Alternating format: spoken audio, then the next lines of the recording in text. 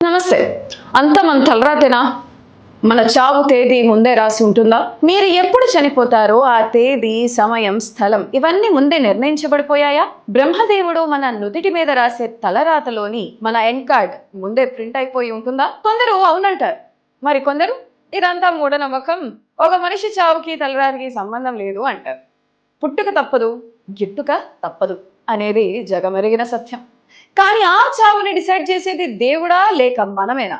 ఈరోజు ఈ రహస్యాన్ని డీకోడ్ చేద్దాం. వీడియో చివరి వరకు చూడండి, చాలా ఆసక్తికరమైన విషయాలను తెలుసుకుంటారు. మనం రోజు వినే మాట, ఎవరికైనా ఏదైనా ఆపద వస్తే అంతా నా తలరాత అంటారు. ఎవరైనా హఠాత్తుగా చనిపోతే అతని ఆయుష్ అంతే రాసిపెట్టి ఉంది అని సరిపెట్టుకుంటాం. మనం ఎప్పుడు ఎలా చనిపోతాం అనేది ముందే డిసైడ్ అయ్యి ఉంటుందా? కొన్ని ఆధ్యాత్మిక గ్రంథాలు కర్మ సిద్ధాంతం ప్రకారం ఖచ్చితంగా అవును. పండితులు ఏం చెప్తున్నారంటే, ఒక మనిషి మరణ సమయం అనేది అతని పూర్వ జన్మ కర్మల మీద లేదా భగవంతుని నిర్ణయం మీద ఆధారపడి ఉంటుంది. తల్లి గర్భంలో పడినప్పుడు మనిషి ఆయుష్ ఎంత అనేది బ్రహ్మదేవుడు తలరాతగా రాసిస్తాడట. అందుకే చావు అనేది ఒక సెకను ముందు రాదు, ఒక సెకను ఆలస్యంగా రాదు అంటారు పెద్దలు. కానీ అసలు కథ ఇక్కడే మొదలవుతుంది. తలరాత అనేది ఒక నమ్మకం, కానీ సైన్స్ దీన్ని అస్సలు ఒప్పుకోదు. ఒక మనిషి చావు తేదీ ముందే రాసిపెట్టి ఉంటుంది అనడానికి ఎలాంటి శాస్త్రీయ ఆధారాలు లేవని కొట్టిపారేస్తున్నారు సైంటిస్టులు, హేతువాదులు. వారి వాదన ప్రకారం